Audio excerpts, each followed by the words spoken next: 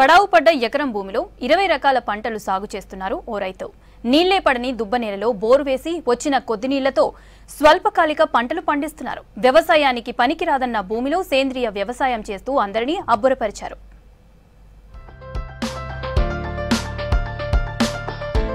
పల్లేర్లు మొలిచే దుబ్బనేలలో రకరకాల పంటలు సాగు చేస్తున్నారు సిద్దిపేట జిల్లా హుస్నాబాద్కు చెందిన మంథని వెంకట్రావు. డిగ్రీ వరకు చదువుకున్న వెంకట్రావు మొదట్లో హుస్నాబాద్లో వ్యవసాయ పరికరాలైన పైపులు, మోటార్ల వ్యాపారం చేశారు. పిల్లలను ఉన్నత చదువులు చదివించారు. ఒక కూతురు ప్రస్తుతం హైదరాబాద్లో డాక్టర్గా సేవలందిస్తుంది. వృద్ధాప్యం రావడంతో పైపుల వ్యాపారం బంద్ చేసి షాపుని ఇతరులకు లీజుకిచ్చాడు వెంకట్రావు. అప్పటి నుంచి తల్లిదండ్రుల నుంచి వచ్చిన ఎకరం భూమిలో వ్యవసాయం చేస్తున్నారు వెంకట్రావు.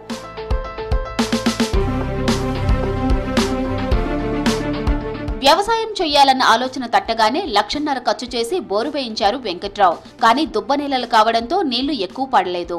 వచ్చే కొద్దిపాటి నీళ్లతోనే స్వల్పకాలిక పంటలు సాగు చేయాలని నిర్ణయం తీసుకుని వేరుశెనగ, బంతి, మిరప, మొక్కజొన్న, బెండకాయ, సొరకాయ, క్యాబేజీ, ఆకుకూరల వంటి 20 రకాల పంటలు వేస్తున్నారు. దీంతో తక్కువ నీటితో తక్కువ టైంలోనే పంట చేతికొస్తుంది.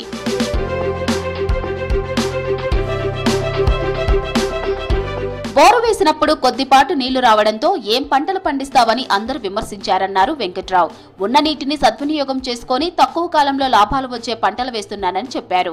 మార్కెట్లో డిమాండ్ను బట్టి స్వీట్ కార్న్, వేరుశెనగ, కూరగాయలు, మిరప పంటలు వేస్తానన్నారు. సాగుకు పనికిరాదన్న భూమిలోనే పసిడి పండిస్తున్నానని సంబరపడుతున్నారు.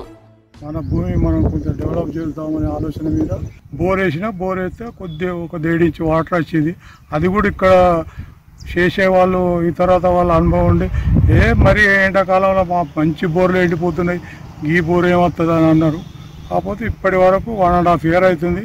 మేము ఆ 1.5 ఇంచ్ వాటర్నే 3 గుంటలు, 4 గుంటలు, 5 గుంటలు, 6 గుంటలు మిల్లగా చిన్నగానే మనం ఇంటి వద్దన ఎట్లయితే కూరగాయలు పెడతామో అదే పద్ధతి చేసుకుంటా ఇప్పుడు ఒక 30 గుంటలు సాగులకు వచ్చింది. ఇక్కడ ఉన్నది 2 ఎకరాలు.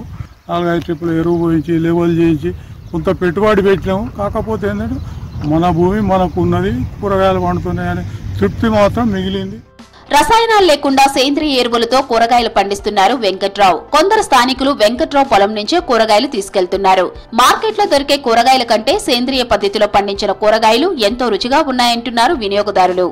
మళ్ళీ పూర్వకాలంలోకి మరలండి అనేటువంటి ఒక నినాదంతో, ఆలోచనతోటి ఒక గొప్పగా ఇక్కడ వ్యవసాయం చేస్తున్నటువంటి వ్యక్తి మంథని వెంకట్రావు. 70 ఏళ్ల వ్యవసాయదారుడు.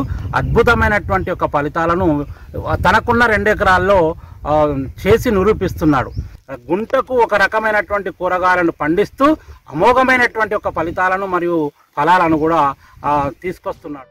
వ్యవసాయానికి పనికిరాదన్న దుబ్బనేలల్లో వెరైటీ పంటలు వేసి ఆదర్శంగా నిలుస్తున్నారు రైతు వెంకట్రావు.